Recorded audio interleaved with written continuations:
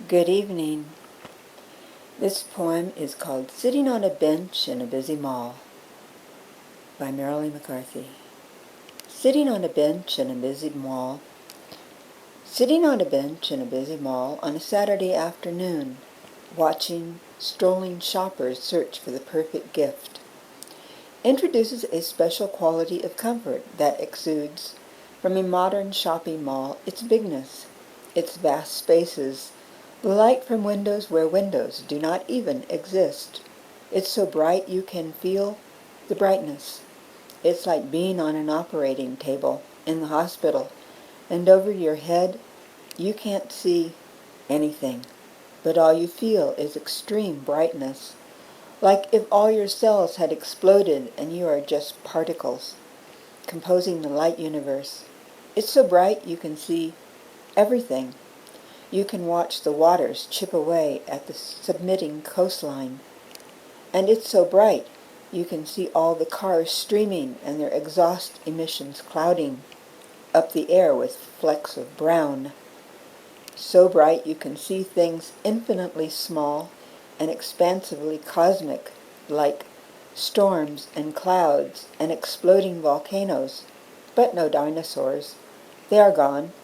You can find those on shelves at KB Toys, along the screaming Jurassic Park models or the latest McFarlane Spawn at Serena's Gifts, and South Park at the Game Palace, a movie specialty store. The shoppers with kids in tow know this, and the tall green mall plants that line the middle arbor sentinels to calm shoppers' syndrome know this, as they biograde a flatline. Customers scream and shrill mall insanity at or between store prices and real dollars in wallets and the eruptive, insistent demands of growth plasma clothed in the latest styles, macho posed on headless, hard-bodied mannequins that you barely recognize as human, since no one in your neighborhood looks or stands like that. But what beyond I want do children or teenagers know? Or insistent, flutter-eyed girlfriends?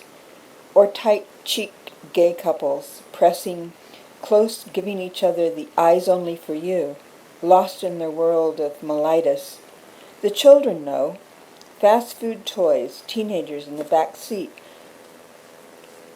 with yo feet crammed. Understand that. Teachers who can't remember simple arithmetic or math, but can respect complex lyrics and sing sophisticated rap strings with every intonation, phrasing, and meter correct. Teenagers who can handle their personal collection of DVDs as deftly as a scientist slips his software files. As well complete all levels of Grand Theft Auto 3. However, the only word they know beginning with F is fuck. I sit in wonderment watching the grand parade of shoppers, merrily swinging along, some whose gaits still resemble upright simians, and some so monkey cute and parrotly, decked in plumage you want to buy them, cheaply of course, or on sale, instead of the frozen in time store goods. Buy them outright as a present. Take them home and put them in your closet or drawer or your cage, to feed, change, to bathe, to bring out again in all this bright, light and green plants, to walk them like your pet, on a leash dog, among the surplus, bow-tied, tagged, toggled, and packaged in artificial artistic graphic printed boxes, whose consummate value plus than the entire development of the context, valuable as long as the money holds, out. Trash cans are full of old used-up headless mannequins, drop-dead butterflies, a moment before, clinging to the last remnant of social flutter. More quickly disposed of, too. Sumptuous wantonness on racks. It's the glut of oversupply. It's the awesome, overwhelming wonder of global creativity. jammed onto racks, butted upon walls, organized into ideas, shunted into corners, teaching you what to think, what to wear, what to say. Racks, shelves, shifted and moved and changed daily. Hurry, before they are all gone. Eventually, the people all look like prepackaged packages, placed in pretty containers, disposable people in ready-to-wear with plastic expressions, diminished humans, dissolved souls with diffused emotions, prettily prepackaged and ready to wear strap-on supports, blue stockings, the new assimilated, online culture, out strolling the mall, the new society, the next wave, how clutterfully lovely. But where do they get the goods? Where do the shoppers get the money to buy the goods? What do they do with it all? The people come, the people go. Where do they come from? People I do not know pass me by. They nod.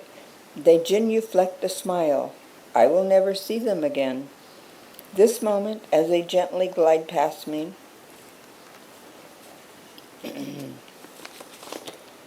dressed as they are in cleanness, flirting with one another, preening, posing, touching, holding hands, clutching essential bags, smiling, pointing, buying, feeling the open richness of it all. How fortunate are the mall worshippers. Have you ever sat in a mall and owned with your own eyes everything you can see, and yet felt the experience impoverished your soul, leaving you with emotional emptiness and excruciating pain, even despair? This, in the bright light, you could view as well. But how are you going to learn all this unless you join the parade or sit in a mall on a busy Saturday afternoon? Please enjoy this book, Provocative American Poetry.